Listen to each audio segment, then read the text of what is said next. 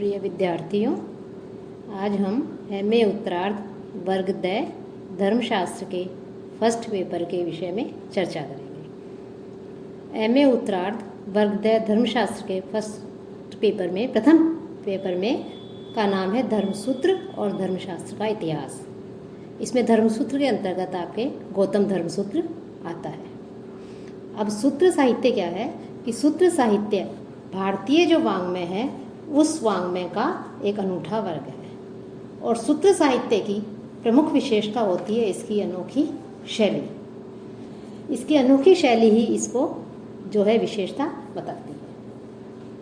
वैदिक साहित्य में जो सूत्र साहित्य है उस सूत्र साहित्य को वेदांग के अंतर्गत रखा जाता है कि शिक्षा, कल्प, व्याकरण, निरुक्त, छंद और ज्योतिष ये जो है माने गए हैं छठ वेदांग। तो इस वेदांग के अंतर्गत जो कल्प आता है उस कल्प शीर्षक में सूत्र साहित्य को रखा गया है और सूत्र साहित्य में श्रोत्र सूत्र, ग्राह्य सूत्र आदि ये सब कल्प सूत्र में ही आते हैं।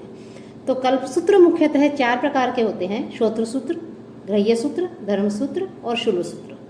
आपके धर्म सूत्र और उसमें भी जो है गौतम धर्म सूत्र आपके कोर्स में है। धर्मसूत्र जो है वो वैदिक साहित्य के एक महत्वपूर्ण अंग है।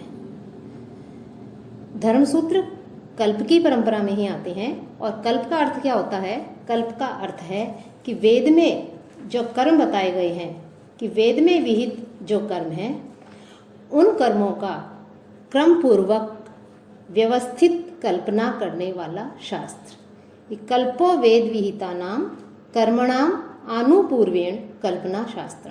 अर्थात वेदों में जो कर्म बताए गए हैं, हर आश्रम व्यवस्था के कर्म, वर्ण व्यवस्था के कर्म, अन्य व्यक्तियों के कर्म, ये सब जो हैं उनको एक क्रम से, उनका एक क्रम पूर्वक उनको व्यवस्थित करने वाला जो शास्त्र है वो कल्प कहा जाता है, वो कल्प के अंतर्गत आता है। और धर्मसूत्र भी जो है वो इसी कल्प जो है कल्प की परंपरा में आते हैं कि धर्म और धर्म सूत्र जो है उनका अटूट संबंध यज्ञ याज्ञादि जो बड़े कर्म हैं उनके साथ में और ग्राह्य कर्मों का प्रतिपादन करने वाले साहित्य के साथ भी जो है इसका धर्मसूत्रों का संबंध है। कि धर्मसूत्र का मुख्य विषय है, उसमें जिस विषय का वर्णन किया गया है तो उसका मुख्य वर्ण विषय है आचार, विधि, नियम एवं क्रिया संस्कार के। इन्हीं आचार, विधि, नियम एवं क्रिया संस्कार, इन्हीं का विधिवत विवेचन जो है धर्मसूत्रों के अंतर्गत किया गया है। धर्मसूत्रों में भी वैसे तो बहुत से धर्मसूत्र माने गए हैं, लेकिन उनमें प्राचीनतम गौतम धर्मसूत्र है। इसके अलावा बोधायन धर्मसूत्र, आपस्तम धर्मसूत्र, हिरण्यकेशी धर्मसूत्र, वशिष्ठ धर्मसूत्र, विष्णु धर्मसूत्र, हारित धर्मसूत्र, शंख लिखित धर्मसूत्र मुख्य माने गए हैं। इसके अलावा और भी धर्मसूत्र मिलते हैं, लेकिन सबसे प्राचीन जो धर्मसूत्र है वो गौतम धर्मसूत्र माना गया है कि सभी धर्मसूत्रों में गौतम धर्मसूत्र सबसे प्राचीन माना गया है। तो यह और जो गौतम धर्मसूत्र है यह केवल गद्य में है। इसमें श्लोकों का कोई भी उद्धरण नहीं दिया गया है। अन्य जो धर्मसूत्र हैं उन धर्मसूत्रों में श्लोक भी आए गए हैं, तो इससे भी गौतम धर्मसूत्र की प्राचीनता का पता लगता है कि गौतम धर्मसूत्र जो है वो सबसे अधिक प्राचीन है। कि स्मृति जो है उनको और जो धर्मशास्त्र है उनको लगभग एक ही माना गया है कि श्रुतिस्तु वेदो विज्ञेयो धर्मशास्त्रम तु वै स्मृति। कि वेद से तो जो है श्रुति और वेद इनको एक माना गया है कि श्रुति से तात्पर्य वेद से है और धर्मशास्त्र से तात्पर्य स्मृतियों से है। तो संकुचित अर्थ में हम ये माने तो कि स्मृति से धर्मशास्त्र की उन रचनाओं का तात्पर्य है जो प्रायः श्लोकों में है और उन्हीं विषयों का विवेचन करती है जिनका प्रतिपादन किया गया है। लेकिन जो धर्मसूत्र है वो धर्मसूत्र जो है वो भी इसी के अंतर्गत, धर्मशास्त्र के अंतर्गत ही आते हैं। उनमें भी वो भी जो है धर्मशास्त्र में समाविष्ट किया गया है। धर्मशास्त्र जो है इसमें गौतम धर्मसूत्र जैसा बताया था ये आपके कोर्स में आएगा और इसमें से आपके जो इसमें गद्य है उसके विषय में इसमें व्याख्याएं आएंगी, प्रश्न आएंगे।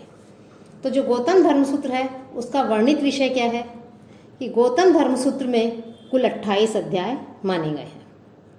वैसे तो सभी धर्मसूत्रों का वर्णित विषय मुख्य ही है, समान ही है, लेकिन फिर भी गौतम धर्मसूत्र में जो वर्णित विषय है उस वर्णित विषय में अनेक वर्णाश्रम व्यवस्था की, उपनयन आदि की, शुद्धियों की, चारों वर्णों के कर्तव्यों की, प्रायश्चित आदि इन सभी का वर्णन किया गया है। गौतम धर्मसूत्र में कुल 28 अध्याय हैं, या ये कह सकते हैं कि गौतम धर्मसूत्र को 3 प्रश्नों में विभक्त किया गया है कि प्रथम प्रश्न, द्वितीय प्रश्न और तृतीय प्रश्न। प्रथम प्रश्न में 9 अध्याय हैं, द्वितीय प्रश्न में भी 9 अध्याय हैं, और जो तृतीय प्रश्न है उसमें 10 अध्याय हैं। तो इस प्रकार से इन तीनों प्रश्नों को मिला करके कुल 28 अध्याय गौतम धर्मसूत्र में आते हैं।